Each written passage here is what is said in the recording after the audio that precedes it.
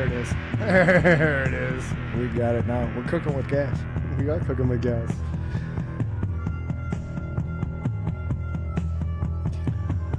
This is Mike and I's band, Yuri. Song called Free Man. Do you guys have like the cruise? Like, are you ready for that?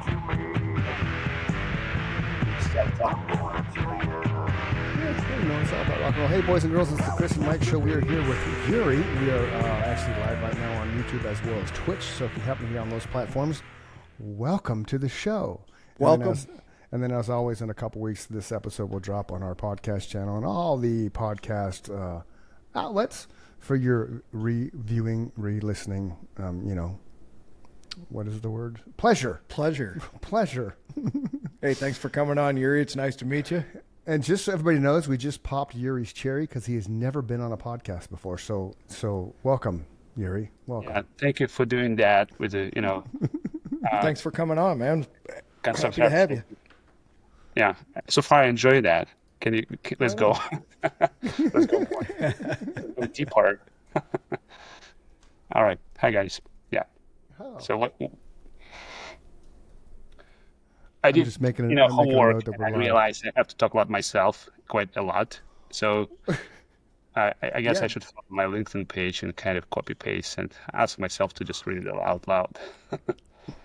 Well, tell us like who you are, right, why you want to come on. What inspired you to want to come on and talk to two knuckleheads like us? Yeah. But before we start that, where are you at? Because I'm in Arizona, Mike's in Illinois. Where are you? Right now I'm in a pool house. It's pretty much No, I know you're in a pool house, but I want to know where you, what city, what country? What city, country? Yeah, it's a small town, Greenwich, next to New York, Greenwich, Connecticut. Oh, okay. It's next to Manhattan, maybe half an hour. Okay, so New York's cool. So you're in New York, I'm in Arizona, he's in Illinois. So it's a beautiful thing. That's technology, man. You got to love it for that part of it, right? But you obviously have an accent, so where did you grow up? Yeah, it's a great question, especially nowadays. I have a cover story I always use. Actually, I recently used that. I'm from Romania. I know it. Right awesome.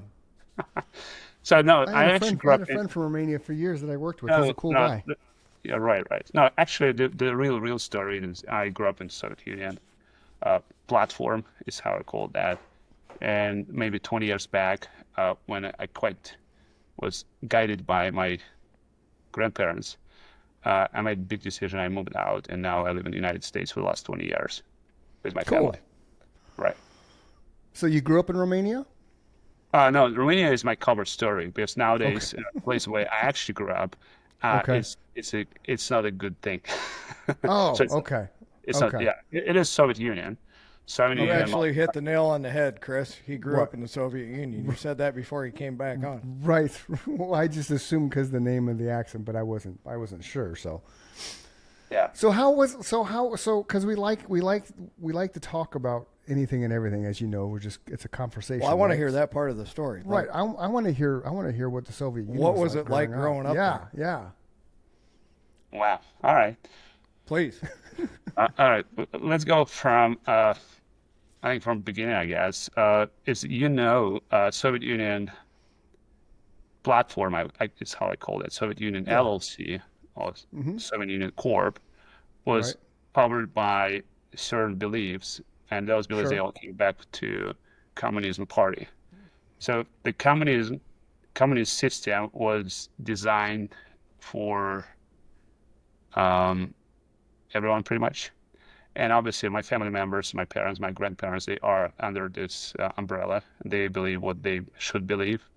Mm-hmm. And I was super lucky when I grew up at that point, when I was, let's say 10 and 11, it's actually the point when you start asking yourself questions. All right, how long I can live in a life, right? It's 100 years. So I already had 10% of my life done when I was 10 years, right? So I was lucky at that point in life, the whole system, if we call it system, and actually the system, right, started falling apart. And I found that wherever my parents, they believe, actually it's alternative reality. And I had the luxury to challenge that and ask them direct questions, because at that point it was already okay to ask, what the heck is that, right? So obviously my mom, she was more conservative. She had more political correct answers to my questions. Why we do this, why we do that. My dad,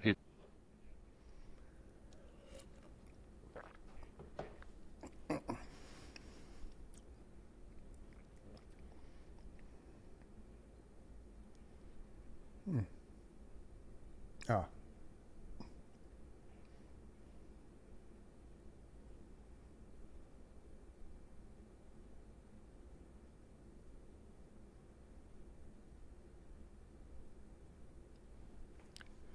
Is Yuri? it freezing up on us?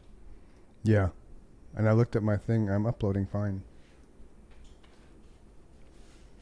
So is he. Weird. Sorry, ladies and gentlemen.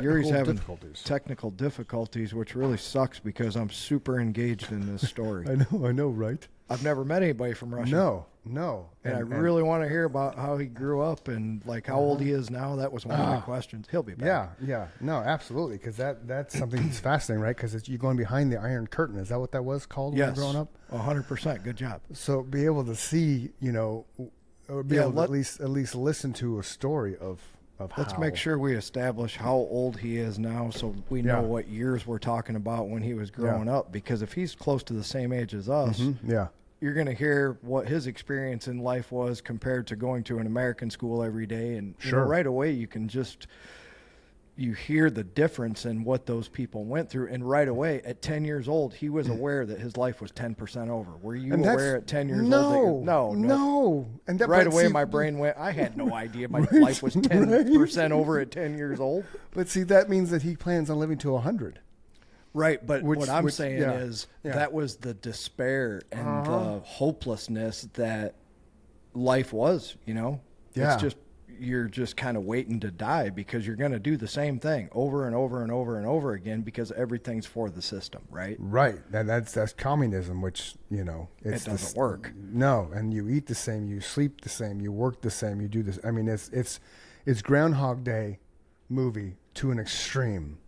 Yes, and that's a great way of putting it. Great thank analogy. You. And I had no idea where he was from when we were talking because it wasn't his resume, his life resume he sent me was more business related and things like that. So this really surprised me when I first heard him speak. I'm like, oh, he's not from New York. No,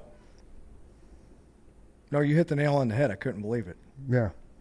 He was like, I'm from Romania. That would have been cool enough. Yeah. Here we go. Absolutely. Yuri is piping back in, ladies and gentlemen. You're good, man. No, you're good, man. I was just like, oh my God, I'm so engaged in this story. I want to hear the rest of it. Right? Uh-oh. He froze again. Now, see, if he was in Russia, I could see, the 3 continents, right? Or 2 continents apart. Right. I wonder if he's on a Wi-Fi. No, because the weird thing is he was keeping up with us on the upload speed. Oh, interesting. Which is nerd talk, ladies and gentlemen. But it is nerd talk. You have to have a decent internet connection to use this service. So that's why we're always talking about it on the podcast. And that's why I included in all my welcome to the... hey, there you are. There you go. Oh, there he went.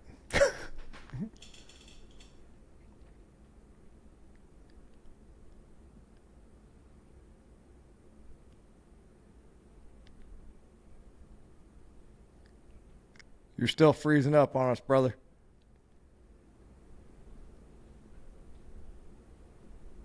Man, that sucks. Yeah, because now his thing says 0% uploaded. Yeah, but he looks like he's having a good time. He's got a smile on his face. I want to ask him if he's on a DSL connection. Oh, that could be it. Because you and I are sitting here talking to each other like we're in the same room and we're 1,800 miles apart. So we are. So I wait for Yuri to come back on. Mike and I were talking before the show that I have a unique ability in my vehicle to get ethanol gas. Okay. So there's 2 stations in Arizona. Both are in the East Valley. One's in Tempe, one's in Mesa, where you can actually get this ethanol fuel. So I go to the one in the East Valley because I'm on that side of town this morning doing real estate stuff. Well, as I pull up to the gas station / restaurant, and the restaurant in said gas station is one of Arizona's favorite fast food Mexican stops called Filiberto's. Yay, Filiberto's. Right? So I pull up in there, and there's a landscape truck, a four-door crew cab, dually wheeled, tired, massive truck with a long trailer that's probably just as long as the truck. And this gentleman's blocking three pumps, right? Which means you're blocking 6 people's ability to pump gasoline. Well, on the other side, the ethanol nozzle on that side of the pump is broken. So the only one's on the side where his trailer's at. In front of that spot is another truck that's one of those, the back is empty, open, so you unload, like, I don't know, drop off, pickup, donation type truck, okay? Right. So I go into the restaurant and look around. You can kind of tell a landscaper because everything's covered from head to toe except their face because of the Arizona sun. So I was like, "Excuse me, is that your white truck out there?" He looks out there, looks at it, looks back at me, doesn't say anything. I'm like, "Is that your white truck?" I said, "There's ethanol there. I like to pump that gas for my vehicle, and that's the only one that's working." Gentleman behind him rattles something off in Spanish. And the guy that I'm talking to responds in Spanish, then rewraps his burrito and continues to eat. So I'm standing looking at him for about 30 seconds, and I'm like, I just need you to move your truck forward so I can get gas. It's not that big a deal. Reasonable request. Didn't respond to anything. I said, okay, so I forget exactly what I said, but it's something to the level, well, if you're going to be a dick about it, then maybe when you come out there, you're just not going to have any air in your front 2 tires. And I walked out, and none of them moved. Like, none of them. And somewhere in the conversation, I pointed out the fact that I know you understand what I'm saying, because what you do for a living, you have to at least understand what I'm saying. Whether you speak it or not, you have to understand what I'm saying. And there's 2 guys here, there's 3 guys here, and then there's the door, and there's 4 guys that are there that don't look like they're landscape guys. Because again, in Arizona, landscape is like legit. You're wearing a bright yellow shirt, and the only thing that's open to the air is your wrist and your face. And even then, when you're in the yard, you cover your face with a mask and sunglasses, so there's nothing exposed to the sun. Right. But you have to. It's hot. And I've done that when I've done my yard, so it's actually a cooler environment being completely covered from the sun, and the only thing really exposed, nothing really when I run my boats, everything. I'm just like a landscaper. So. And nobody wants skin cancer. No. But it was just, it was a reasonable request. I wasn't being a jerk. I was polite and respectful about it. And he just looks at me. Like, fuck you, is basically what he said. And then the guy behind him again chimes in something in Spanish, and I'm learning Spanish, but I'm not quick enough to pick up what they say, because, it's people who have spoken Spanish their entire life. It's, well, I mean, what did you say? They're talking as fast as we are right now. Right.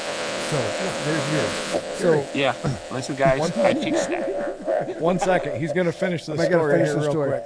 So, my point is, boys and girls, it's not an unreasonable request to ask somebody to move forward when you're trying to get fuel at the only pump that is allowing fuel to be dispersed. Be a human and respond instead of just being a dick and staring at the. And one thing I would like to add to that story, is true, genuine, heartfelt Mexicans that grew up in Mexico hate Mexicans like that because they give them all a bad name, right? Absolutely. When you fake that you can't speak English and that bull, that I've known plenty of good Mexican families who came here illegally and then, made it legal later on, but their parents were always careful to make them speak English when they were in the house, and just we're in this country now, here's what we're going to do. So I hear that in my head too. It's like, man, those kind of people, they give Mexicans a bad name. They do. Well, and it's just a human respect thing. Just yeah, it doesn't matter. But I'm talking now. It's the language barrier thing too. Yeah. Anyway, sorry, Yuri. Yeah, no, we were talking about a little situation happened this morning where I asked somebody politely to move their vehicle so I could get some fuel, and they just stared at me like I was, an alien that just had no relevance. It was the strangest thing, man. So, So anyway, we want to continue. This is Yuri. He lives in New York. He's originally from the Soviet Union, and we were talking about how Mike and I both, you made the statement that when you turned 10% of your life was gone. That hit he and I like you wouldn't believe. Because when we were 10 years old, we were not aware at all that our life was ever even going to end, for one thing, let alone know that it was 10% over. So what made you hyper aware at 10 years old that your life was 10% over? That's my first question. Oh, it's a great question. And I actually, first time in my life, I asked myself why I knew that, why I had this kind of concern, right? And you nailed it. I didn't expect it. Let me think about it. My guess. All right. So here's what happened. Okay. Back in the time in our culture, when I say our culture, whatever culture we had at that point, right? Sure. When grandparents or adults die, the whole this event, the whole this ceremony, I called it, right, was designed around tragedy, and it was really depressing for anybody, even adults. So I guess at that point, I was a witness of few, maybe relatives or some neighbors that die. And obviously that concept that life is over at a certain point was introduced by not even asking me, kind of, right? And it was introduced in a pretty harsh style. Because the whole, this, process to say bye to those, people who die, it was set up like a real experience, right? You can see actual dead body, right? And that dead body, it was not like modern days. It was not designed to be looks healthy and nicely. It wasn't more. It didn't go to a mortician and get it all cleaned up and stuff, right? And Right. So yeah. Now you kind of went to. It's not a therapy session, right? I don't pay you guys. Right. Right. So I think at that point in life, I was first time experience, second time experience that concept that you might be bright and running around doing some shit when you child, obviously, right? And then at a certain point, you that piece of disposal, piece of meat, which looks ugly. And so I think it is my answer why I was kind of aware of the fact that eventually the whole this, version of the life is over. Eventually that dude or that lady were. Okay, now my next question real quick is, how old are you so we have a time frame of when we're talking about? At that point or right now? Right now. Oh, right now I'm roughly 45. Okay. Yeah, I would say it's my kind of okay. Number. Cool. So I'm 10 years old and you, Mike's 8 years older than you. Yep. So you were 10 years old in the Soviet Union. Right. Okay. So when did you move from the Soviet Union? How old were you?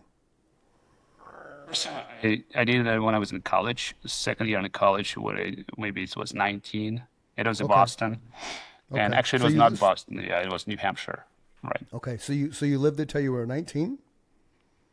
Right. I was till 17 and a half, I would say, pretty precise. Okay. Right? So what was it like being a teenager growing up in Russia, man? Part do you have? Which part of that? I don't.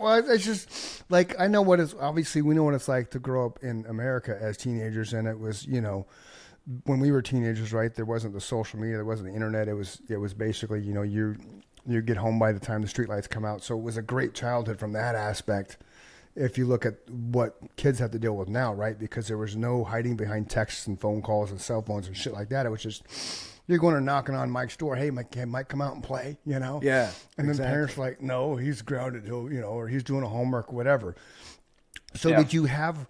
So just, I mean, I don't. Here's a way of asking that. I think here's a way of asking what you're trying to say. Okay. Did you have that same kind of freedom even though you were in a communist country? I mean, you could come and go as you pleased as far as playing with your friends and going to a club, or that's what he's asking. Right. I think it's describe a day as a teenager in Russia. Yeah, so it might be Moscow, different cities as well, right? Right. I think the whole concept, the whole narrative, we are less free nowadays. Our kids, I have 3 kids, right? It's international. So back in the time, when you're 17, when you're 15, when you're 14, the level of freedom and level of independence, I would say, right? Okay. If we put any number on that, it was maybe, let's say, 10x. So we had a pretty similar experience. You just go to somewhere and you come back from somewhere in your time. And obviously you had some expectation from yourself that your parents wants you to see before the dark. And you can have access to the bike. You can bike somewhere and explore and find, sometimes you find troubles, right? Sometimes you find something very interesting. And sometimes you bring those troubles to your household, right? So, And I grew up in a small town, like roughly 9,000 people. To compare to local towns, I would kind of say that it's more like a small version of Queens in New York. Okay. You have quite diverse community, you have people who are successful doing, good stuff in their life. And obviously what part of Russia? It was a small town near Nizhny Novgorod. At that time it was Gorky. And that small town was primarily built around two businesses. One business produced food for pigs, and second business produced pigs. And obviously humans, we eat those, pigs. Right. So it's Okay, pretty hold simple on one vertical. second. I'm pretty good with geography, but are you closer to the European side of the Soviet Union, or are you more like in the interior of the country is what I'm asking, I guess. It's right in the middle, I would say. Okay. It's right in the middle. Now I know right where you're at then. Yeah, like let's say 4 hours by good car, 4 hours from Moscow. It's very much to put a point, right?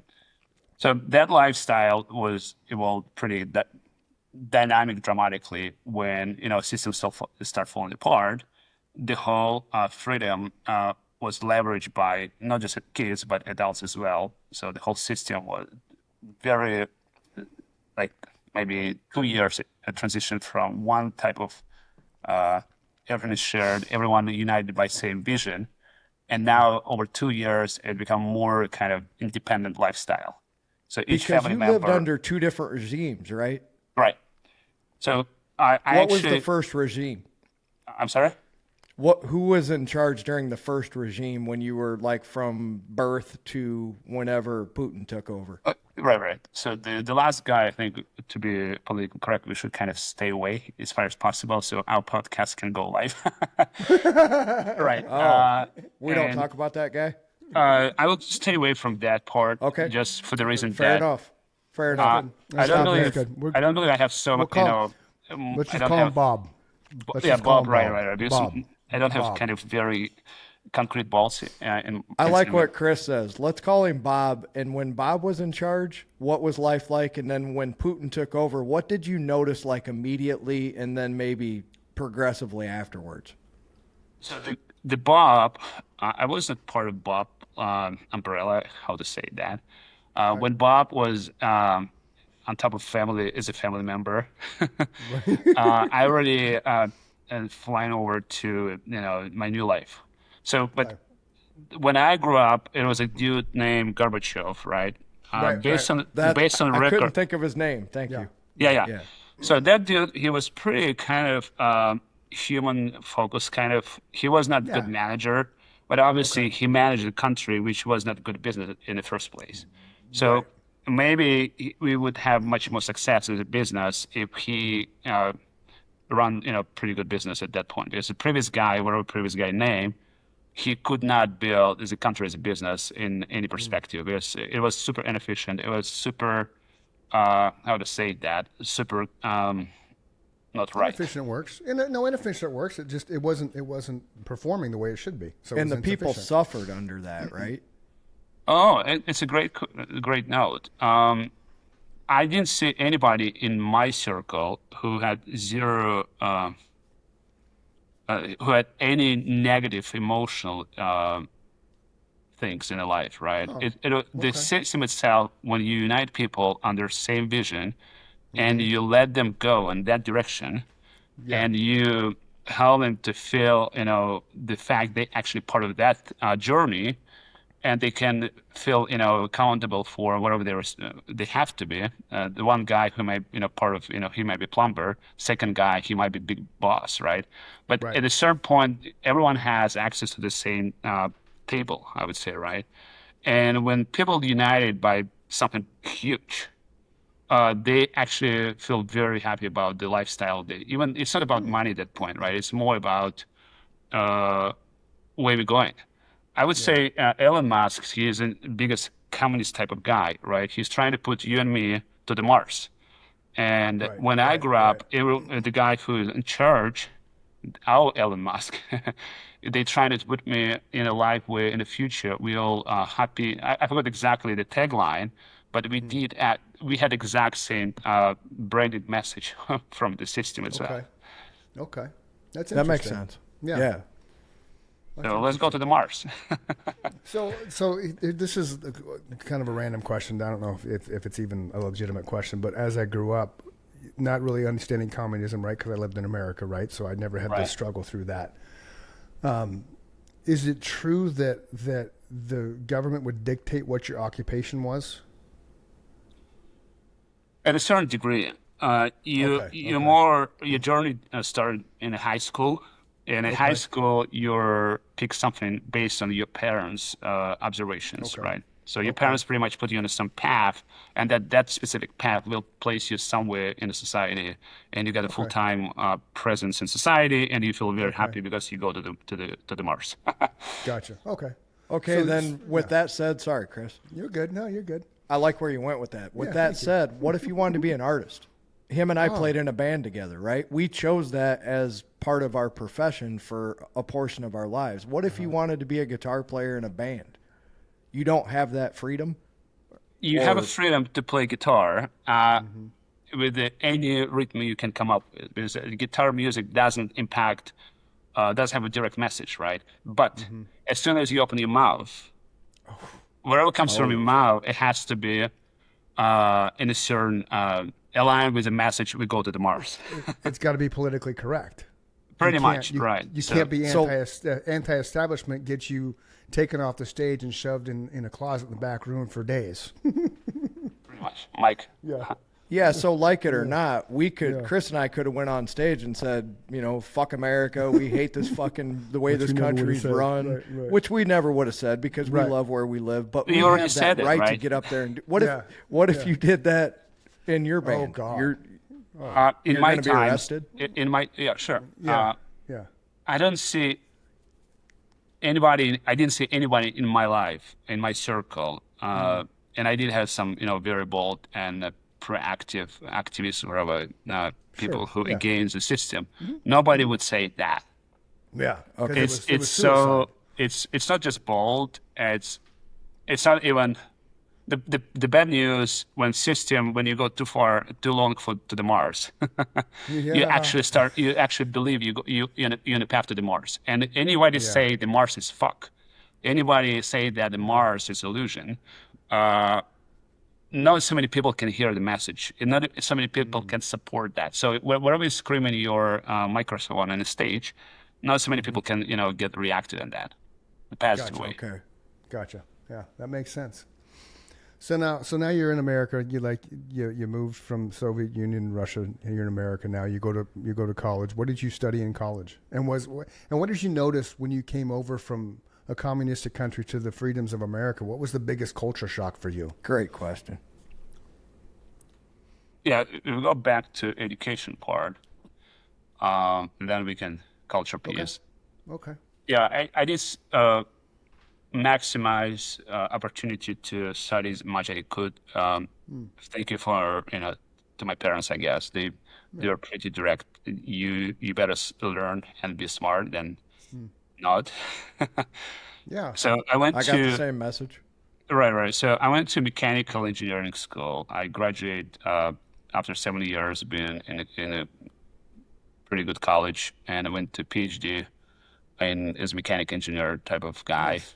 And obviously I drop out for the sake of someday I will say it loud. I drop out PhD instead of high school. So yes, I maxed out the fact that we had free education system. It's a good part of big kind of go to the Mars. It has a good benefit as well, right? Okay. When you go to the Mars, you have to build a good platform for education because to get to the Mars, you need engineers. So I spent 7 years studying math, finance, wherever you name that. So I was full-time in a few different education systems. The good news, I paid zero for that. The best news, sometimes I even get paid for that. If you study good, if you get good score points, whatever you call that, you actually get paid. And so transition to cultural question, what was quite different versus here versus Russian culture. Yeah, honestly, it's more. I'm trying to go back that time, my impression that time versus my impression nowadays. Sure. And now you're that Americanized. He's been Americanized. Yeah. It's kind of now I'm going to different Mars. Right. Right. Exactly. And my belief system already kind of influenced by years. Be present here. I'm not going to say present. Sure.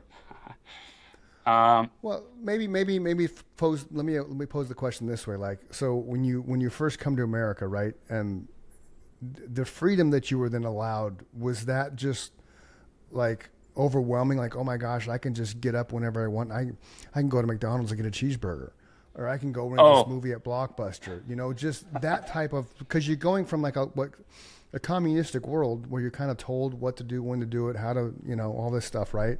And now you're completely free to kind of do whatever you want, right? Like you can go in the middle Not of the night, exactly. Not even exactly. I would take even opposite. The good news in my personal case, when I checked out from that hospital, from that Mars expedition, right? Yes. I would say the last 2 or 3 years, that regime, the system was already collapsed, right? It was complete freedom that time in that part of the country. Not those 3 years after the system collapsed, it was the biggest freedom you can experience in life. So you do whatever you do, you go against the legal things, and the legal system, you quite control that. You go against messages, you can open your mouth, you can say whatever you want, because the system doesn't exist. Now you can say it out loud. Your parents were dumb. Follow this, 1, 2, 3, believe. So back to your question, was a big difference in the freedom? To be honest, here I experienced much less freedom. Really? So right, it was much less. You observe by rules. There is something you have to be compliant every day, right? It's what I experienced. True. Here, right? So be compliant, follow a certain protocol. It's what I discovered here. Is it good or bad? The first day, first time you don't feel comfortable. You feel control, kind of, right? You have some boundaries, right? But eventually, when you realize all those rules, they actually designed for good of your things, for good of your presence being part of the system. I decided, listen, that version of control is much better than what I experienced when I was a child. So give me a simple example of something that you have to do here that you did not have to do when you lived in your hometown. Oh my God! So now that was a fascinating answer, Yuri. Because really, I never would have thought, coming from communistic control, and have a claim that he had more freedom there, right? Right. Give me a simple example. Right, which if is you just think of one off the top of your head. Brilliant insight, man. But again, big note that we're trying to compare apple and banana. Oh, yeah, we know. Right, because the last 3 years it was opposite of communism. If you compare communism, different animal, right? So the biggest thing, not the biggest, one of, oh wow, it's going public, right? Let me pick something, more easier. To less impact. I'm not trying to get you in trouble. Right. So I'm trying to stay away from trouble for all of us. We don't want the KGB knocking on your door, man. I don't want them knocking on my door either. Let's use that thing as the fact we were trying to discover, right? You see, when we try to say something here, right, we're still trying to filter where there are some messages. They can put you guys and me in certain trouble. If you go to, let's say, the big one, and obviously let's not go in details because I don't want to be kind of in trouble for sure.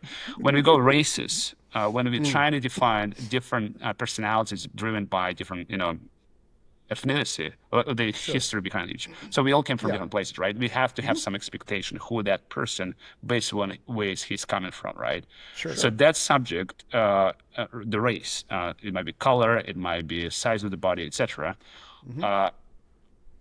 In the country we're part of right now, right, it's much less freedom to emphasize, to explain, to be verbal on that subject. Much less freedom. I would say 10x. That's a great example. Yeah, holy crap! An amazing example, Yuri. Wow, that was a brilliant answer, man. Yeah, thank you very job. much. Now I understand. And we should just end the show. I need a sticker, guys. Because how do we go up from there? Send me a sticker. No, but that was amazing. That was a great way to frame that, because I never would have thought of that. So over there, it doesn't matter. You're just communistic. You're in that world, and that's how it is. So they don't see any of that per se, right? And over here, like you just said, there's so much division from the cultures themselves, the race, the religions, because you didn't even touch religions, right? There's religion is the mother of all wars, right? That's why the world's always been at war, is religions and stuff. So I mean, that was a really great insight on the difference between the two, for sure. Right. So nice job. Thank you. Yuri, ladies and gentlemen, Yuri from World Traveler. Yes, I think it's better phrased that way. So here's another fun question, because Mike and I talked about this before you came on the show. We were talking. We've always asked people what is America's perception from the country, but obviously we're not going to ask that because you're in America now.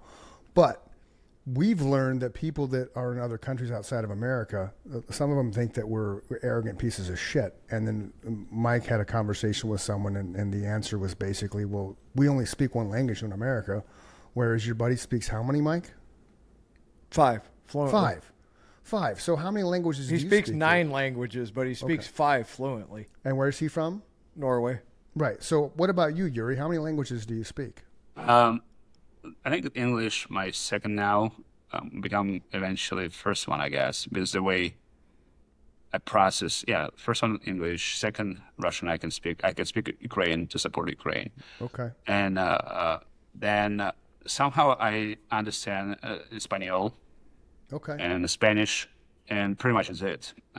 Okay. I'm not a language guy. I'm more. No, but still, he's still speaking fluently. Right, you're still speaking 2 fluent languages, and you can understand 2 other ones. So that's still 4 languages. I only speak 1 fluently. Right. I'm learning Spanish, but it's not. I had my little ordeal today, and I didn't understand a thing those guys said because they said it so fast. It was like, blah, blah, blah.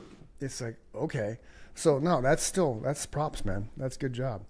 Now, I had an uncle who took Russian in college, and supposedly that is one of the hardest languages to learn other than like Latin, which is a dead language anyway. So they say that Russian is actually the hardest language to learn that's actively spoken every day on the planet today. Would you agree with that or no? It'd be hard for you to agree with it because you grew up with it. Yeah.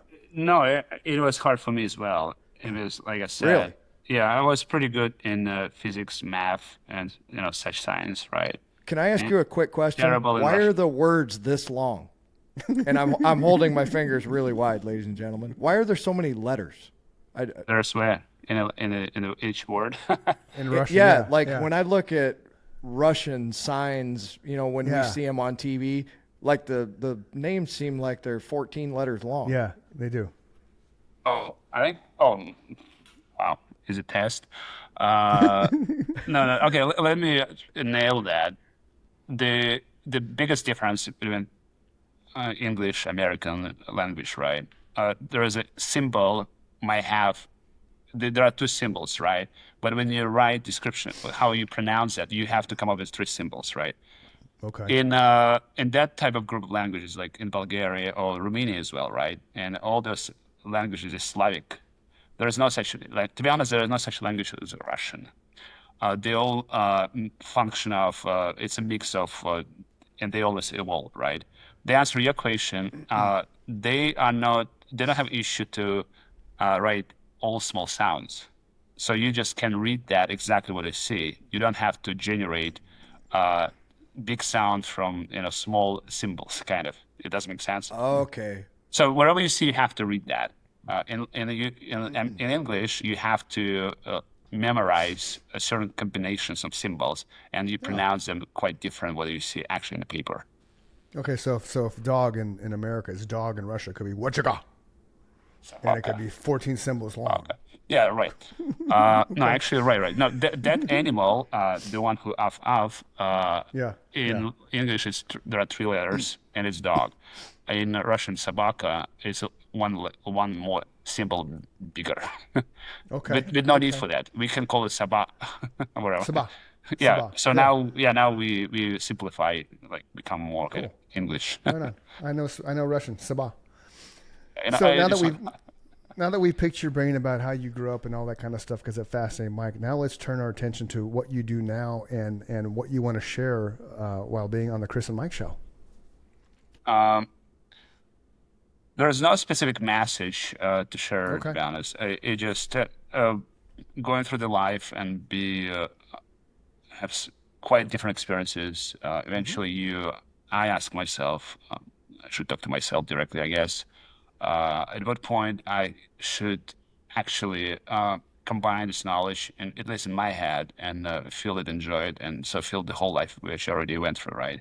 So being in the camera, being in the podcast, thank you guys, for to be here.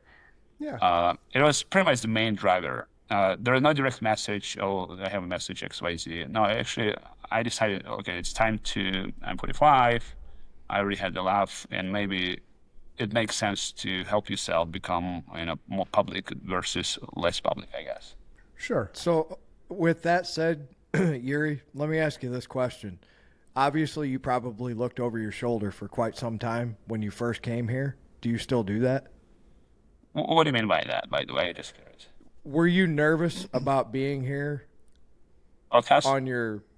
Well, just because I think, Mike, what he's getting at is the atmosphere in America. The Cold War and stuff, I don't think that was still relevant, right? But the fear, like I'm from another country, and at any given time, somebody could just tap on my shoulder and say, we're talking about it's not about podcasting. It's about back to the first part of the conversation. Yeah. No, just what you just said.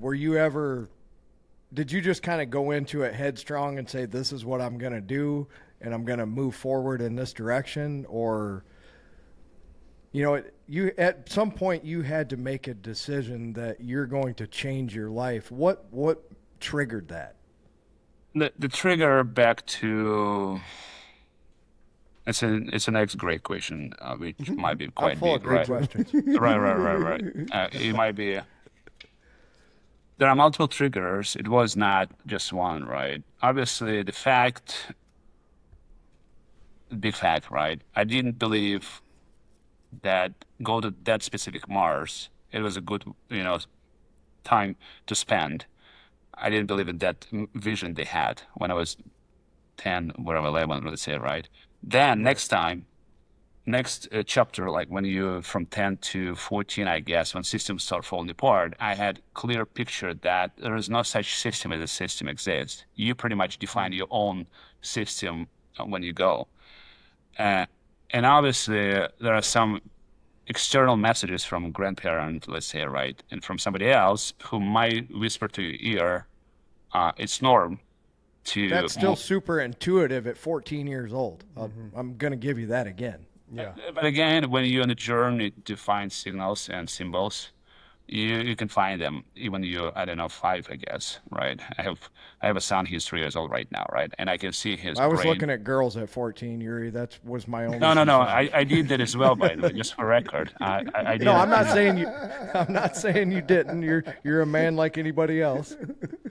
I'm just saying that was my only concern at that point. I wasn't thinking about the system. My only concern as well, to be honest. No, we all right, so we probably have to go numbers, right? So back to the shoulder part. Let's go back to the shoulder because it sounds like we missed that part. The shoulder part, yeah. Being in different ventures, I was an entrepreneur trying to make different things in life, I was trying to generate cash flow. I didn't know that thing, how to say cash flow at that time, right? Yeah. But obviously I was involved in so many different ventures, and some ventures I was part of, I joined somebody initiative, right? And most of the time it was mine, right? I was a guy who designed the idea, I was a guy who actually go after, and I was the one who, to take all the responsibility for the outcome, good or bad. So being in different ventures, moved to different country, it was the easiest project I took over in my life, to be honest. Well, right on. That's a great answer. Yeah, that is a great answer.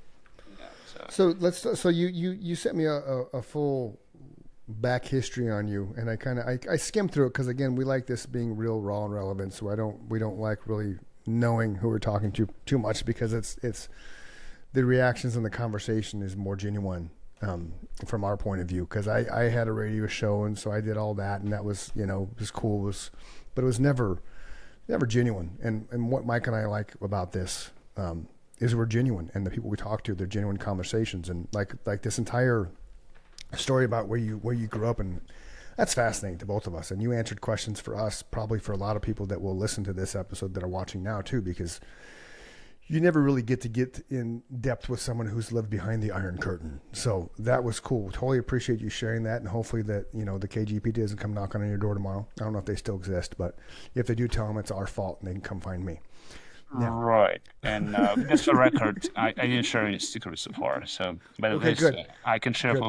It's all for sale, by the way. Any secret, guys. Reach out if you want to get some secrets. Listen, we have to come up with a business model behind your podcast. Yeah. Let's get a business model together, and we'll connect you two, and we can make some money there. I'm loving Yuri more every minute that goes by. Right. So you're married now. You have 3 kids, right? How long have you been married? 20, I guess. It sounds like right. Nice. Okay. Yeah, my wife and I have been together 32, so good job. And you said you had a 3.5-year-old. What about the other 2? How old are the other 2? I have quite diverse portfolio.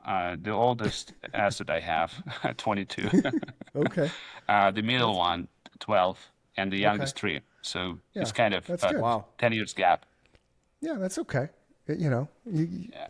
And there's I have a friend who had their kids were all gone up and grown, and then all of a sudden they decided to have another kid. So there's 25 years apart. It's crazy. Right. And just for record, same eggs, same sperm, same exact kind of thing.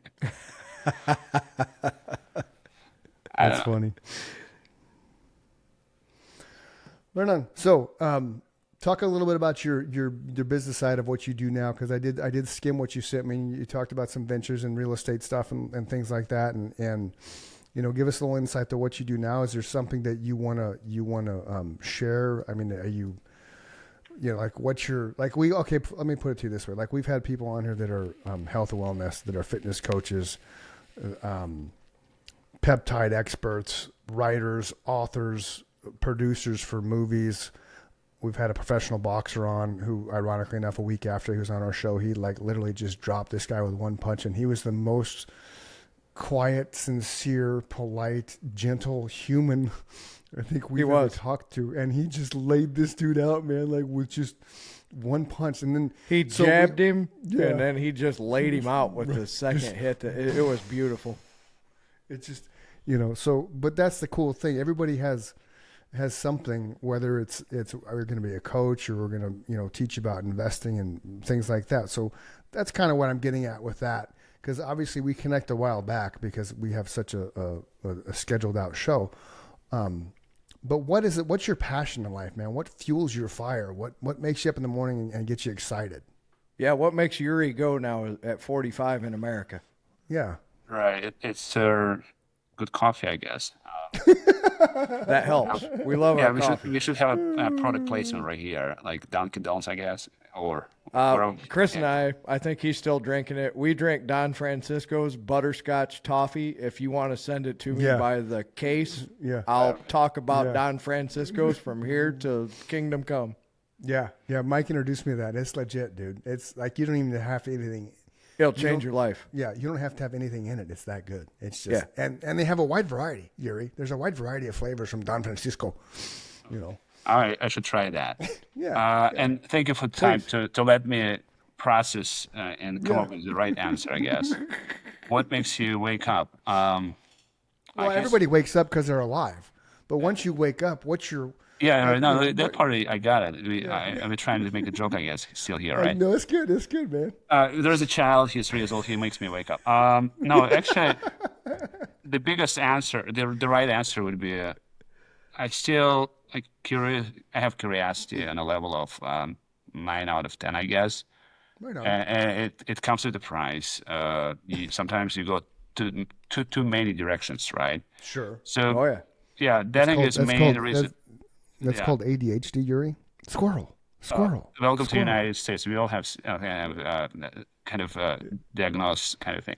No, actually, it's curiosity when you have interest in something, right? So nowadays, right, I found myself with a big passion involved in. I called it opportunistic investment transactions. And what I found the whole my life is more opportunistic type of investment. I invest my time to execute certain vision, which I can come up when I wake up one day, right? So pretty much, the answer to your question, when I wake up nowadays, I have a vision that me and my team, we can build quite sizable portfolio of passive investments, so we can retire with a quite stable cash flow and enjoy this American dream, do nothing pretty much, and still have a nice lifestyle, right? That's my dream too, Yuri. Yeah. You see how I nailed that? You see how I made it, right? And I'm in tune with that dream too. So let's all find that dream together. Yes. How do we find the dream? Is not the challenge. The dream, I can write it down. The dream, I can give you a lot of details of what this dream is about, right? The whole thing we need is to put it into motion. Yeah, the whole exercise to find the path to the dream, right? And the whole that is called execution standpoint. And at the same time, it's more not just execution part. Just sometimes it's not execution as well. Because sometimes you put yourself in a treadmill and you go in a direction which doesn't bring you to the vision you come up with, right? So sometimes it makes sense just doing nothing, right? So back to your question, what wakes me up sometimes doing nothing, right? So I most of the time I take a break to do, not most of the time, sometimes I take a break doing nothing, just kind of reassess, is it the right path? Not the right path, is it the right action plan to the vision I just come up recently. So nowadays I'm in that space, investment space, trying to find deals, trying to find opportunities, make sure that those opportunities, they bring the value to my investors, pretty much is it. Yeah. So do you run like an investment portfolio? Do you run like a hedge fund? Help us understand. It's coming up. It's coming up. Okay. No, it's more friends and family structure. Because I do that. I'm investor had for the last, let's say, 4 years, 3 years and a half. Okay. Before I was a guy who was a horse. When I say horse, the guy who ran the show. I got that. Right, right. I was a guy who focused on startup I had, and I was trying to build something big. Building an empire. Right. So whatever Elon Musk dream is about, right? Yeah. And then last 3 years, I shift gears. I realized there are different approach to the goal. Mm-hmm. There are different strategies how you can accomplish your goal, passive, all this type of income, right? Sure. So the last 3 years, I shift completely from active guy. Obviously, I am active to find a deal, but I prefer that deal has one more driver. Okay.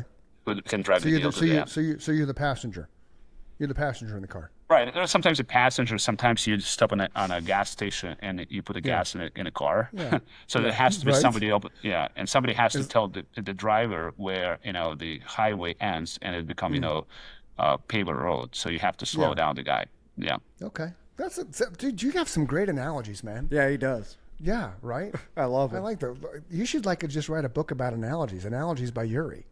Oh, really? That's a good analogy, man. You're very good at making people understand complex things. Yeah, you're good at painting a picture. Your answers paint a picture, so it's not just a generic answer. It's like you're framing it, which is perfect for podcasting, for people to listen to it, because then they can picture what your answer is because the way you frame the response. That's for your first podcast, you've done amazingly well, man. I've been captivated the whole time. First off, I've never met anybody that grew up in Russia, so you got me right there. Mm-hmm. That was a win. Thank you, guys. I agree with Chris. This whole time, we've been talking about some pretty seriously complex issues, and you have a really good way of painting a picture to make my stupid brain understand it. Listen, there are such things as a stupid brain. I'm just being funny. I think it's a stupid approach to explain things. So I was trying to make your brain comfortable.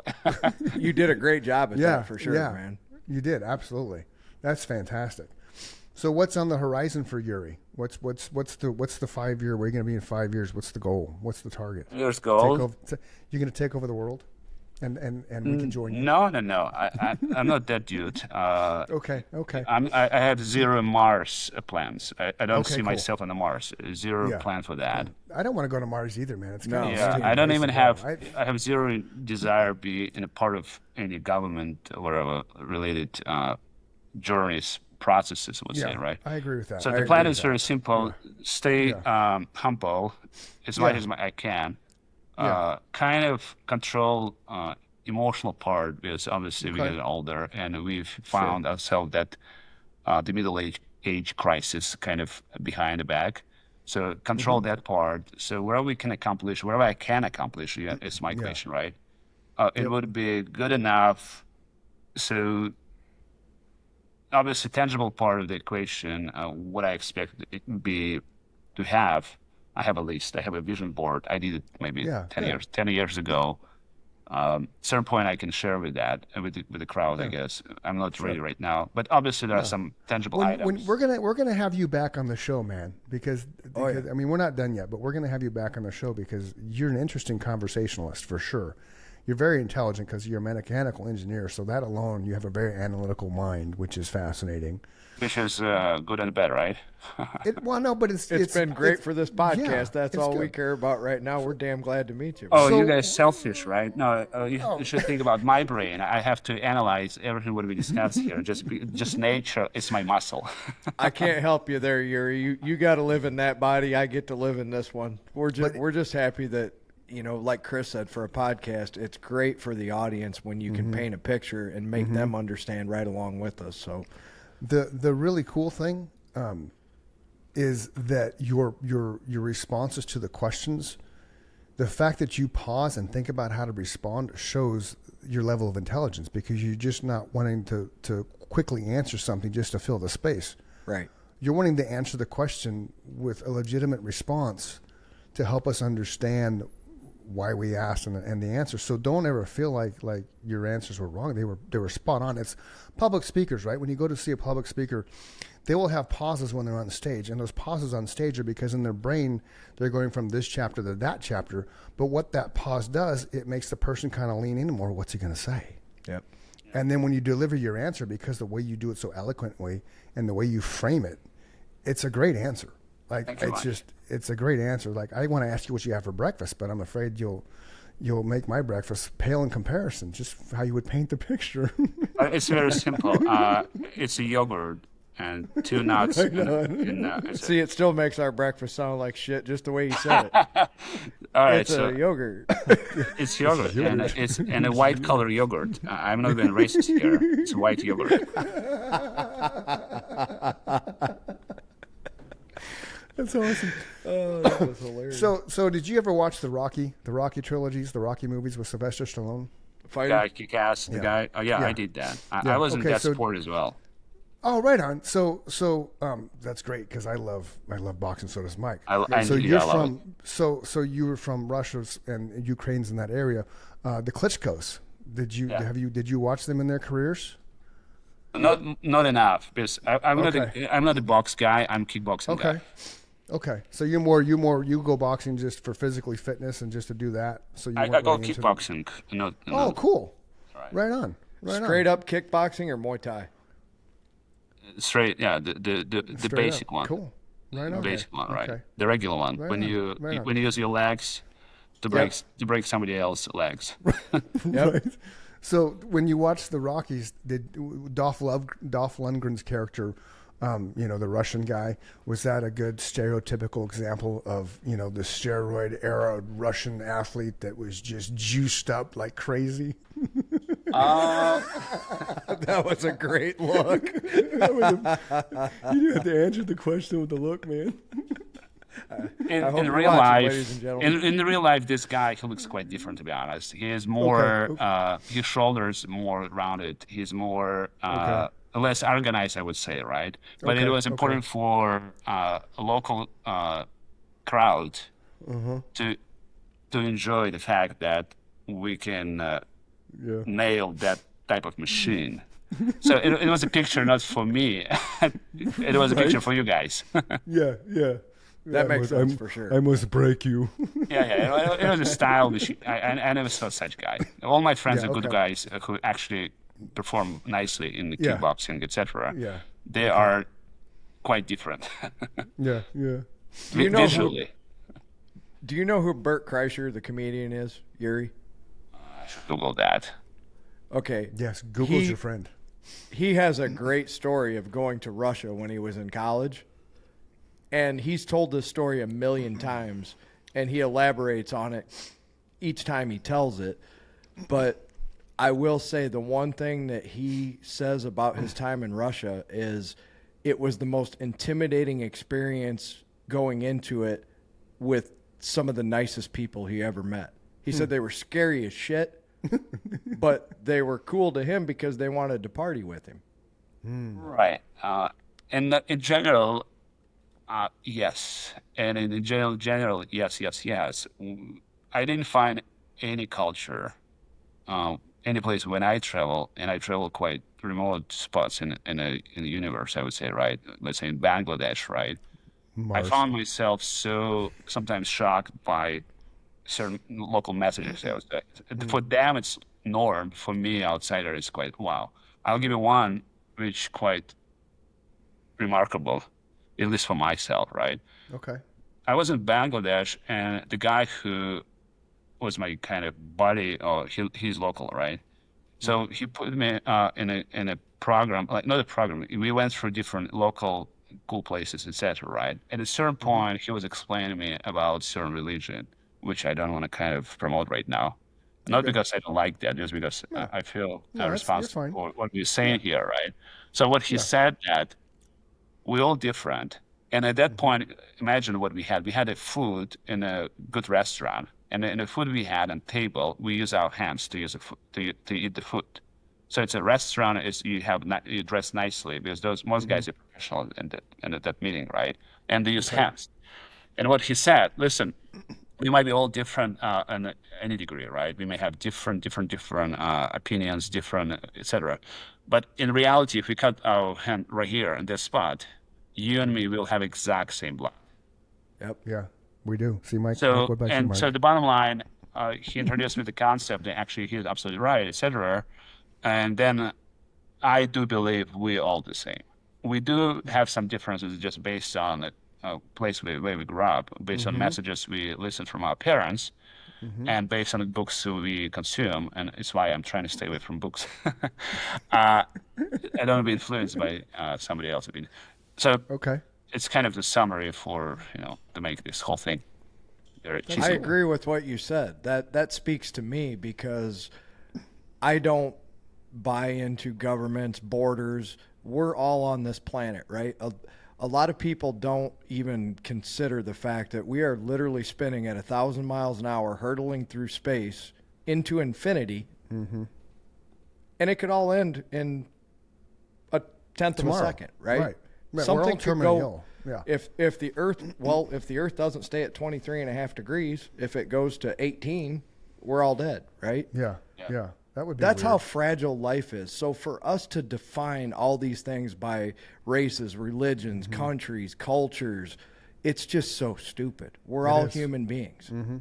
We all came theoretically, if you believe in the big boom, right? The evolution with Carl Sagan, we all spawned from monkeys. But if you believe the biblical side of it, we all spawned from Adam and Eve. So we're all related, if that's the case. And I've heard something, and you may know if this is true or not, Mike, because you listen to so many things. There was a point in time where the world population was just under 2,000. Correct. And we still survived that. So we're all related in some way, shape, and form to those 2,000 people. We can trace. This is a true story. I just read it. Okay. They just figured out that they can trace all modern man down to one woman. Everybody that's in our current state today, right? They call her mitochondrial Eve. She was busy. She was busy. I got a joke, by the way. She was busy. Yeah, what's your joke? Exactly. No. I got the message. 1,999 other people. You're trying to get my style, kind of explain complex things in a simple language. Right. Yeah, we're going to practice that. We're going to practice that, Yuri. She was pretty busy, we learn. Every conversation we have, we learn something. Today, we've learned so much. That's why we do this. Yeah, it's been fascinating talking to you. Yeah, to be honest, it was my question. Why do you guys do that? What you? We do it because I got to meet somebody who grew up 10 years after me. 17 years. Right. Yeah, so we're all roughly within the same era as far as, the way we grew up before the internet and after the internet. Sure. And that doesn't even matter. I would have never met I might have gone the rest of my life and never met somebody that actually was born in a different culture, came to our free culture, and has lived on both sides of it. And I got to hear it from your mouth. I like to speculate a lot about how, different people grew up and lived, but I don't know till I hear it from them. So that's why we do this. My question, sorry, Scott. No, you're good. You're good. Would you consider to have a sample, the taste of different culture? Like a sample. You go to Whole Foods and you got a sample of new food on the shelf, and you got a bite, and you can, oh shoot, it tastes so different and good. I will have extra bite. Would you consider to go somewhere and have a bite of different culture? Right? Absolutely, I would love to. Yeah, yeah, for sure. Absolutely. Yeah. I've just never afforded myself the opportunity to do that. So yeah, I would love to. So we have to push you, I guess. Yeah. Oh yeah. Yeah. It's gonna happen. Yeah. So if I ever meet the future missus, I'm probably gonna make that happen. So there you go. So now you mentioned, Yuri, that you travel all over the universe. Okay, we don't want to talk about stuff off planet Earth because of we got to keep that stuff on the down low. We don't want KGB knocking on your door. So you mentioned Bangladesh. What other countries or I guess it's a country or wherever? What's something that somebody would be shocked to know that you went and visited? Not much, to be honest. For me, Bangladesh was the biggest wow factor because I know there are some different countries exist. I didn't have, I had no need, I would say, to go, but definitely there are some places. Don't ask me names. I have to Google that. There are small countries, and I met someone's been in. I think it was in. What country was it? Indonesia, somewhere. So I met some. I already was impressed how we different from local guys, let's say in Indonesia, right? And then at a breakfast in local hotel, I came across small talk to someone from even more different place. So that sample, the one I mentioned, Mike, when you go Whole Foods, right? I had this bite. So back to the question, which we can circle that. What makes me wake up every morning, I didn't still bite other pieces of the pie. So there are some cultures, Laos, I guess. Laos is a country which I kind of in my, not exactly bucket list. I don't believe in bucket list. It has to be a life list. So I'm trying to get. Dude, I love that. It's lifeless. See, I have a thing where I call it, it's your life resume. Like, what have you done in your life? What kind of things have you accomplished? That's a life list, dude. It's so much better than a bucket list. That's cool. Again, the Yury euphemism. I like it too. Yeah, dude. I'm adopting that one. Let's write a book, guys. Write a book, man. We have to come up with a title. What Yury euphemisms. Yury euphemisms. Right. That's the title. Yeah. It has to be. That's what Yury said. Oh, really? There you go. That's it. That's catchy. That's what Yuri said. I think it sounds like that. I come up with a name in the past to send some messages to my daughter. It was a good exercise. She asked me in a random spot. She can put a camera in my face and ask me any wisdom to me. So I would love to listen her records wherever I deliver, produce, I guess, for the last maybe 10, 15 years. Because she collects those records. Yeah. So it might be good content for whatever book. Nowadays, it's all about. You just sparked another question that I have because you talked about records. What kind of music did you listen to? Growing up. Yeah. Growing up, I was not in a space of music guys. No, actually, I put myself in music school for the year, just for the sake to be comfortable to have this conversation, I guess, with you guys. Right. Okay, let me ask you this real quick. Rock music was not my thing. Okay. When you turned the radio on, what did you hear? Like if you're in the car. Did they have radio in Russia? No, we had cold and hot water. It was a joke. I know. All right. So if you go right now in my list, I'd rather talk about today's kind of things, right? Okay. Which what are you listening to now? Which pretty much function of previous things. You'll find the biggest one I have, which is called Papaya. So Papaya is a kid's music, and somebody very smart dude come up with the rhythm, and like this, how to say that? It's designed for kids, but I enjoy it so much because when you listen to it 5 times, then it's stuck in your brain. There's one more person I have to promote in this podcast, and don't share it with anybody else. I was a big fan of Selena Gomez, and I was a big fan of Selena Gomez for one specific song, and don't ask me which one I learned.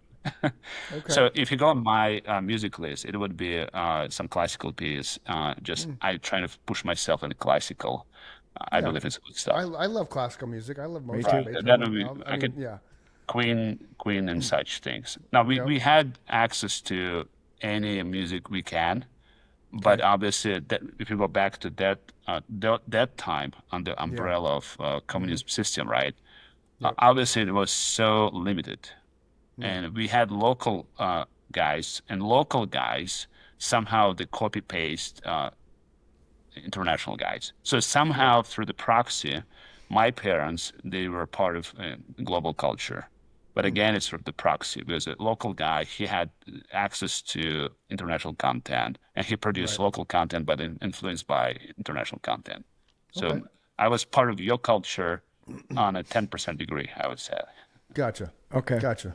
Yeah, cool. Good answer. So is all your family still in Russia, aside from you? Most of the family, yes. Okay. And so do you visit, or you just phone calls, FaceTime? For multiple reasons, and we all can Google those reasons. I'm not part of that life anymore. Gotcha. And mechanically, emotionally, etc. So it's kind of answer for that question, right? That's cool. That's fine. I'm in the same boat with my family, so no worries there, man. It was just a random question. But where your family lives? My mother lives about probably within 15 minutes of me, but I haven't talked to her in over a decade. My father lives in Illinois, and I know. I guarantee there's a story behind it, but it makes sense. Oh, there is. There's all kinds of stories behind that, but this is about you.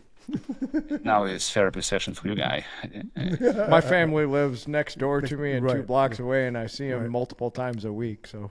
Yeah, Mike is a good guy, and Chris. Yeah, Mike is a really good guy. I had a good family. Chris did not, so not his fault. It is what it is. But like you talked about, like you're the person you are because of how you were brought up, and you're influenced by what your parents did and what you read and what culture and what world you were in as a child, and that formed who you are. And I don't regret how I was brought up because it made me the person I am today. I'm not one of those that points the fingers. One of the things that I always say is the people that I find the most interesting, unfortunately, have the most fucked up lives. True. It's unfortunate. It's true. I mean, think about it. The most interesting people I've ever met have had the most oppressive childhoods that anybody could ever ask for. And you can either come out of it triumphant like Chris did and decide, this is my life and I'm going to live it my way and I'm going to be happy and positive and I'm going to go forward and be effective, or I'm going to blame the way I grew up on the way I am for the rest of my fucking life. Right. And that's just, there's no way to do it. And it's also, we have a choice, right? We can. Right.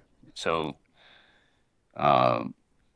is it kind of transition to, let's talk about why Yuri is so interesting based on how his life was fucked up. The good news, it was fucked up, but it was fucked up under control of my personal, I managed how much I need fucked up. Sure. And so I was lucky I was not fucked up, like in our language. You weren't fucked up beyond repair. Right. So it was not. Now, speaking of your kind of language, I had to design artificial fucked up lifestyle to become an interesting person. That was me. I had to do the same thing. Yeah. Thank you, Mike. And I kind of feel that, to be honest. I don't know why. Yeah, right. So I was on a journey. I was actually I was always looking for something which can put me on the edge of stupidity, kind of, and come out from this whatever exercise experience clean and nice, and make a mental note that thing whatever I did right now.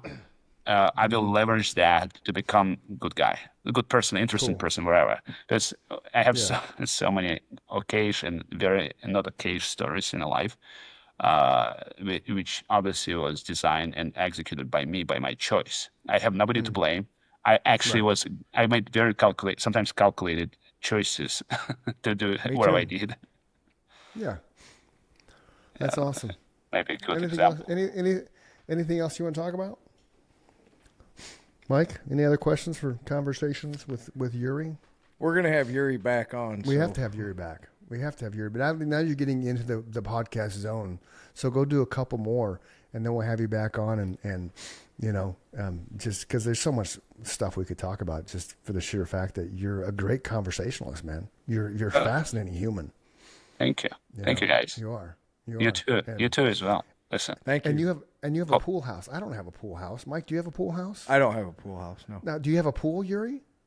If I have a pool house, I should have a pool, I guess. Well, you would think, but you never know, man. No, I'm trying to kind of educate, meanwhile. No, I do have a pool, which right now closed. For the last 3 years, it's shut on for multiple reasons. Because the young the little one, right? You want to keep it safe? It's a reason 55. There are like 54, before that. 54 other reasons. Okay. That's 54. I can give it the main one. I don't know why I need that when we travel summer, and we need it for when it's not a kind of place where you should have a pool. I don't know why people build pools nowadays, private. That's what I always say about Illinois too. It's stupid to have a swimming pool in Illinois. No, it's more than that. It's like if you claim you can afford such property and you kind of calculated place that thing in the property. How much you stupid man? Like you're gonna use it 5 times in your life cycle, whatever. And where Chris is gonna use his like 280 days a year. When we had a pool, we don't have a pool now because our grandson was born in safety purposes. Right. But where we lived before with the pool, I was in it every single day of the year. But it's Arizona, right? Yeah. Yeah. Oh, yeah. Listen. In Arizona, you have to have a pool just for safety. They have to jump in the pool to cool down, right? Right. And north, you have a pool to make. I'm trying to find an actual logical reason why you should have a pool. Obviously, it looks sexy and nice when it's a blue kind of thing on your land on your backyard. All it is around these parts is to show your neighbors that you're that much better than them. It's a status symbol. I hope my neighbors, they're not part of the podcast, but if they hear that, listen, guys, F you. I have a pool, not impress you. It's the last thing I want to do, impress you guys. Because that's what I've encountered is people who have pools, except for Yuri, who live north of what we consider the southern United States. Right. It's a status symbol. It's a status symbol. Right. And he uses his it's a dance floor. He just covered it with a deck, right? And you just have barbecues and shit on the pool deck. No, I have in my case I have the green colored condom. You just put it down there. There you go. Right on. I call it that way. Oh, this has been fascinating. We definitely want to have you back on. You've been a great so person much to have fun. A conversation with. Mike and I wrap this up all the time with if you're having a bad day, don't let the bad days win. Somebody's going to miss you. Somebody loves you. So make sure you wake up tomorrow and have a better day, because once you go to sleep, tomorrow is always a better day. So if you're struggling, if you're depressed, you're down, reach out to somebody that you know. They want to talk to you. They want to hear you. They want to help you get off that ledge and keep you around, because this is what life's about, conversations and meeting people. And this has been a great hour and 15 minutes or so, Yuri, just getting to know you. And truly, Mike and I are sincere in saying we want to have you come back on at some point in time just to revisit and chat about life and things like that. Absolutely. So keep that in mind. And if you have anything you want us to do as far as, like we sent you links to like our pages and things like that and drop reviews on the Facebook group. If you have anything else you want us to do, by all means, let us know. We'd be happy to do it for you. All right. Yeah, just reach out. The nice lady behind my emails, Sidra, she will execute what she believes makes sense, because I kind of asked her to become my producer, I would say. Cool. I produce people all my life, and now I ask somebody else to push me to be here. So it's a big thanks to her. she made it happen, to be honest. So wherever emails you had is from her, and I think you did a very good job. Nice guys. Chris, nice, awesome guy. Mike, he designed lifestyle on his own choice. Is good as well. So we're on the same page, Mike. Thank you. Thank you, man. Yeah. Right, you're the first person to notice that on the podcast. There you go. You have a fantastic day, man. Thank you so much for joining us. It's been a blast, man. We've learned so much from talking to you, man. Thanks for coming on, man. Nice to meet you. Nice to meet you guys. We're a great human. We'll see you on Mars, buddy. No. Stop We're just checking to make sure we're all still staying here. Right. Stay here. Listen, it is a fake bullshit vision. There is no need to go. We're good here. Yeah. Okay. Adios, guys. Cheers. Bye. See you, man. Later, Cheers, man. buddy. Love you, Mike. See you. Love you too. That was awesome. Oh. He jumped.